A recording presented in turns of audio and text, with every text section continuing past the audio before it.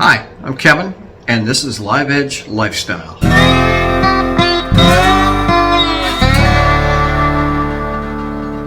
In the first part of this two-part series, we're going to make a ring with a stainless steel ring core, inlay ring core, and we're going to use, for wood, we're going to use bird's eye yellow cedar or Alaskan yellow cedar. Now, in this first part, we're going to turn this into this. And in the second part, we'll finish it off. So let's get started. The first step is to prepare the wood. And, or at least the first step is to cut the wood down to size. So I'm using, my ring blanks are roughly about 1.5 inches to 2 inches square by anywhere from 3/8 of an inch to 1/2 an inch, somewhere in that vicinity. Now I use I worked in the forest industry in the Pacific Northwest for many years, and over those years I collected quite a few BURLs from trees that have been felled, or windfall trees in some of the work camps that I worked at, and so the grain is all over the place in BURLs, and if there's defects, yeah, it's not going to be a fun job on the lathe. You'll probably end up losing half of your projects in mid-journey if you don't stabilize the wood, and that'll be the second step, and we'll get to that as well. We stabilize the wood vacuum chamber. We use cactus juice, which is a 2-part resin. Soak the wood in that. We vacuum the air out of it with the wood immersed in the cactus juice. We turn the vacuum off once the air bubbles start.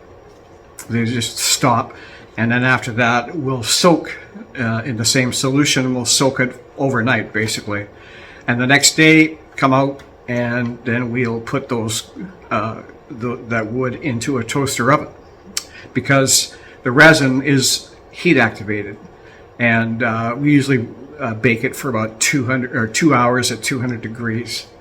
So that works out pretty good, and the difference between stabilized wood and non-stabilized wood is amazing. That the stabilized wood is super dense, it's hard, and I have no fear of turning that on my lathe. Unstabilized, especially if it's from BURLs, and especially if it's yellow bird's eye cedar, or even spalted maple, for example, those defects, they get caught up in the lathe tools, and you know, half the time before you know it, you got your piece of wood that you've spent 2 or 3 hours on has just basically disintegrated. So stabilizing is key. So here's a little bit about ring cores.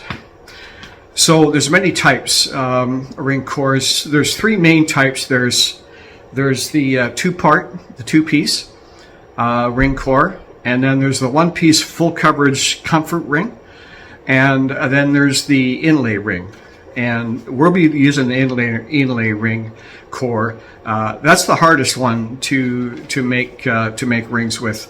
That's the most challenging.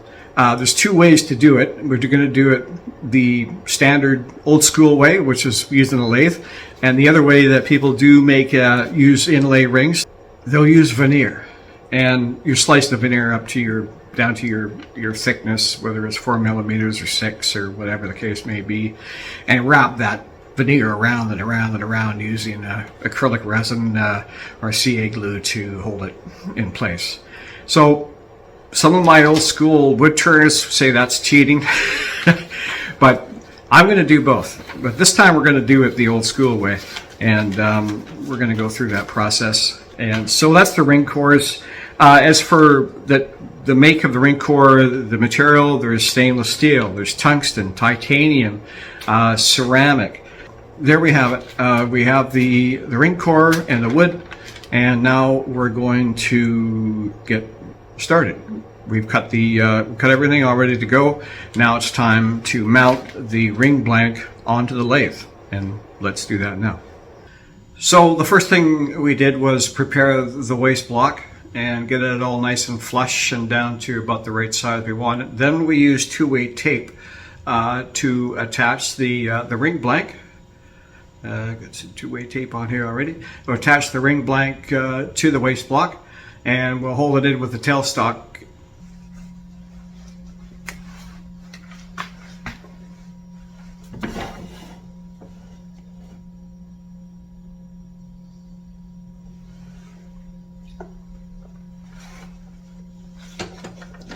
So I'm just going to tighten down the tailstock, and I just use the quill to advance.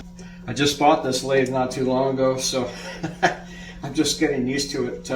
Great little store in Courtenay, British Columbia on Vancouver Island. It's Cascadia Woodcraft and Lutheran Supply, and super good customer service, and the prices are awesome. This particular lathe is made in Winnipeg, or the supplier's in Winnipeg. I'm not sure if all of the components are made in in Canada, but so far I've just used it a couple of times and I love it. It's a great lathe. It's bench top, but it's heavy enough you don't need to bolt it down, and it's got a 2-speed belts, so I can go down to as low as 300 RPM, which is going to come in handy for doing any drying up any resin acrylic finishes, and that'll be a totally different video on that. Okay, so that's ready to go, and now we can start rounding that down.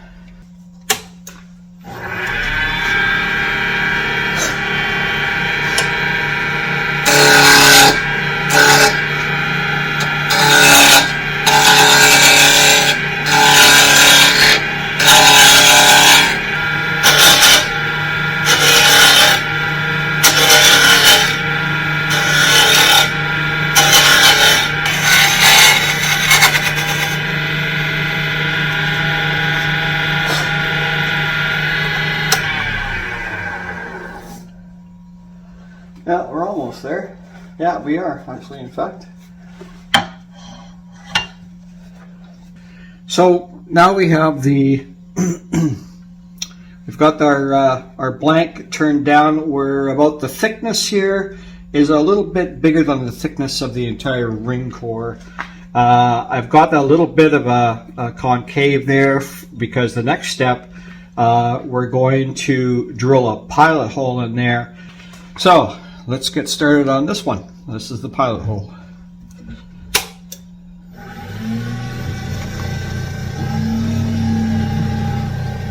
I don't know, I'm going about 1500 RPM here.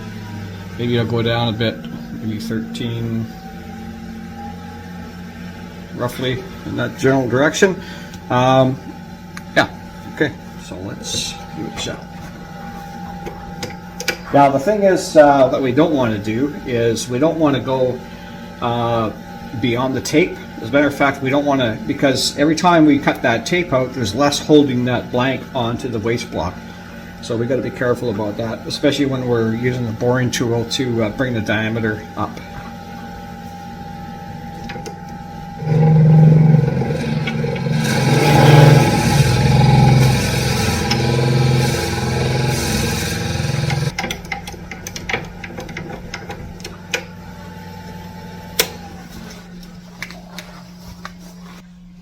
So we've got our boring head set up, so we're going to use this for two operations. The first is that we're going to widen the diameter of that hole. Two, we use the digital calipers here, and our inner core is, I don't know what that we want the inside diameter of that. See that? So we got 22.69, so we'll call it 22.7 or maybe 0.75, because we're going to be using acrylic, resin acrylic epoxy glue to glue this sucker. So to the wood to this, so we're a little bit extra is good. Not much extra, but just a little bit. I'll lock that in.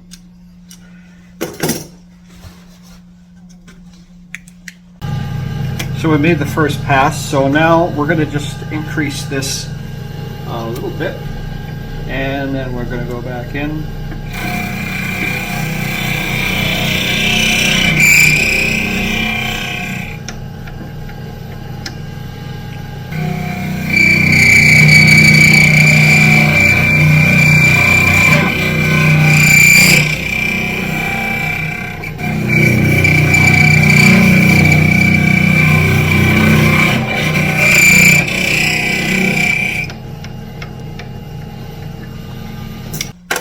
So every so often, when I think I'm getting closer, I will check this with the digital caliper. Yeah, we're still maybe got a anywhere from a 16th to an 8th, somewhere in there.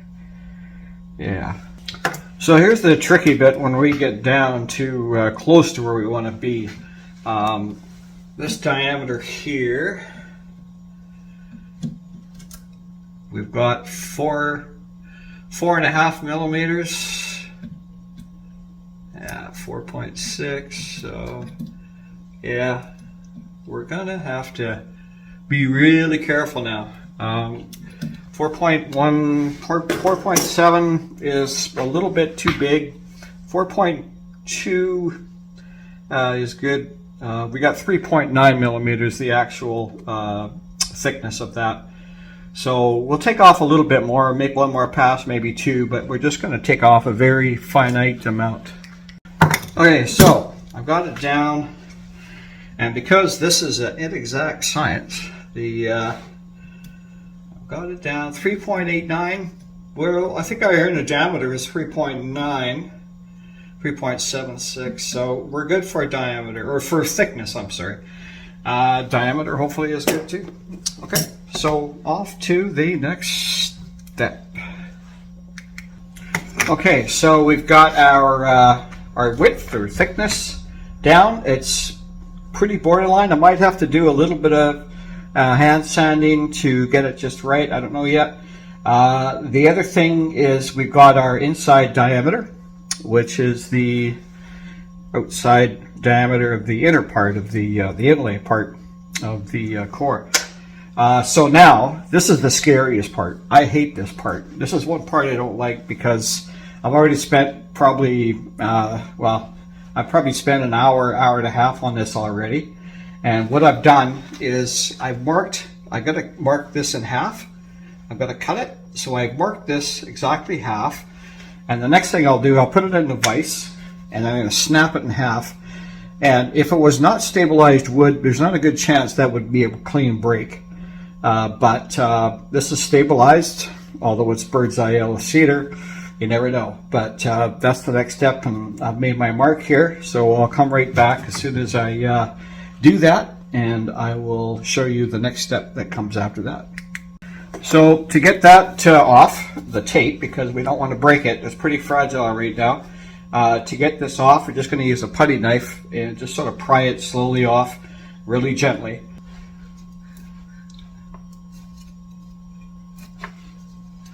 Okay. So we've got a lot of residue from that, from the tape. So we're going to clean that off, and we're going to smarten it up with some isopropanol or denatured alcohol. We're just going to do a quick look to see how this is going to fit. So looks like we're pretty good. We might have to do a bit of hand sanding, not much.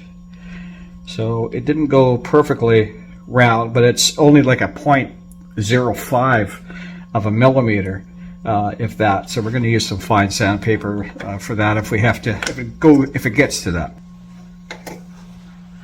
Okay, so I've snapped it in half, and I put it each half over, and as you can see, there's my pencil marks. I don't know if you can see that or not.